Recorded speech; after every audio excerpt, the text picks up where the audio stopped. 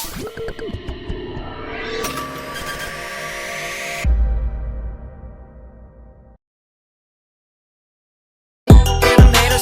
there's nothing you could tell them. Just made $1 million, got another million on my schedule. No love for 'em, they could break it hard. No keys, push to start. Yeah, you know what it is. Everything I do it big. Yeah, screaming that's nothing. When I pulled on the lot, that's nothing. I come to town, when you see me, you know everything. Black and yellow, black and yellow, black and yellow, black and yellow. I put it down from the whip to my diamonds. I've been black and yellow, black and yellow, black and yellow, black and yellow. Bismillahirrahmanirrahim. Assalamualaikum warahmatullahi wabarakatuh. Saya Ikram Al-Ghifari. Saya Isna Dwi Maulida. Saya Sekalian Rahmat. Kami dari kelompok 2 ingin mempresentasikan tugas kelompok yang sudah kami buat. Adapun tema yang ingin kami presentasikan adalah inflasi.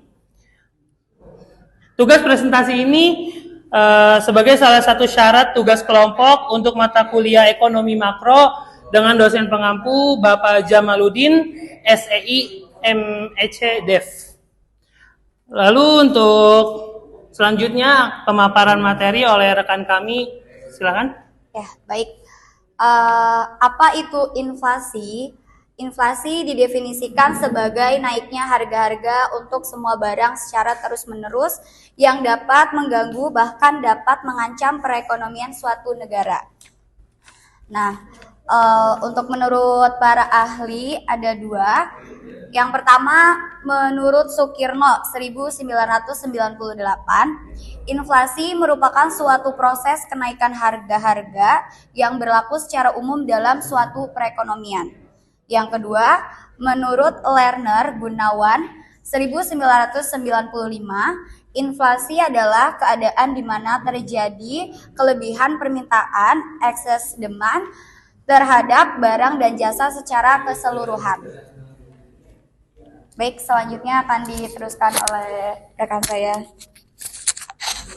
Oke, di sini saya akan membacakan jenis-jenis inflasi berdasarkan sifat, berdasarkan penyebab, dan berdasarkan asal.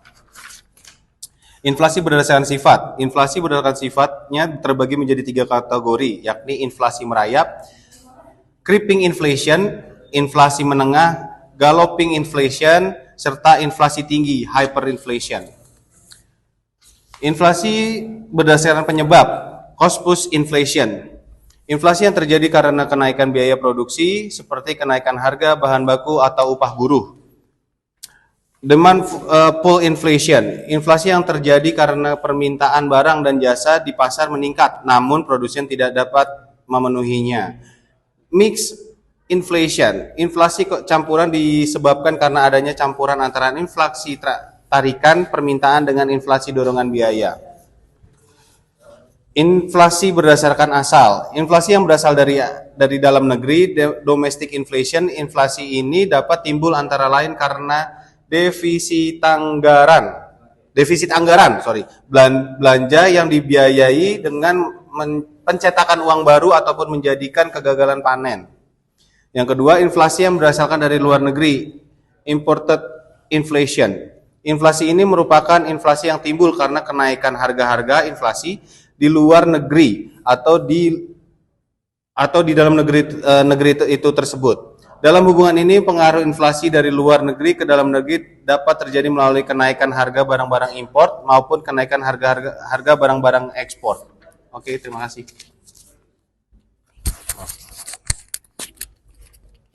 Oke, baik. Selanjutnya, dalam kasus inflasi ini saya akan membacakan studi kasus yang kami ambil. Pada tahun 1997, inflasi melonjak lebih dari 50%. Ini studi kasusnya kita ngambil dari negara Zimbabwe. 10 tahun kemudian, pada tahun 2007, angka inflasi semakin parah sebesar 115.000%. Ditandai dengan langkanya persediaan pangan, berkurangnya pasokan bahan bakar untuk produksi dan konsumsi, serta kurang tersedianya fasilitas kesehatan. Bahkan pada bulan November 2008, inflasi meningkat sebesar 79 miliar persen pada tahun tersebut. Kurs Zimbabwe dolar atau US dollar adalah sebesar 50 juta Zimbabwe dolar per 1,2 juta US dollar. Zimbabwe kemudian meminjam kepada International Monetary Fund, namun tidak dikelola baik sehingga mereka terpaksa mencetak uang sebesar 21 triliun Zimbabwe dolar untuk membayar hutang dan 60 triliun Zimbabwe dolar untuk membayar PNS, polisi, dan tentara. Semakin banyaknya uang beredar di pasar membuat nilai tukar mata uang Zimbabwe tidak memiliki harga sama sekali. Solusi dalam mengatasi kasus inflasi ini, hiperinflasi di Zimbabwe dapat dikendalikan setelah menggunakan multi-currency system, mengumumkan kebijakan mata uang asing yakni US dollar, pound sterling Inggris, rand Botswana, dan rand Afrika untuk transaksi perdagangan pada periode 2009-an. Untuk mengatasi inflasi di Zimbabwe, pemerintah telah mengambil beberapa langkah, diantaranya digitalisasi transaksi keuangan. Zimbabwe telah mempromosikan sistem pembayaran digital seperti real-time gross statement, RTGS, electronic fund transfer, EFT, uang seluler, dan kartu elektronik.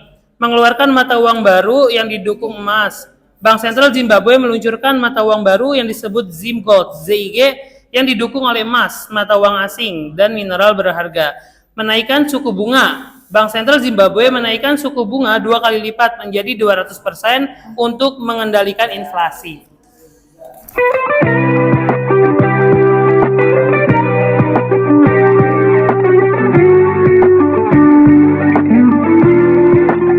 Nama saya Dinda Nasipalava dari kelompok 4, izin bertanya kepada kelompok 2, bagaimana inflasi diukur?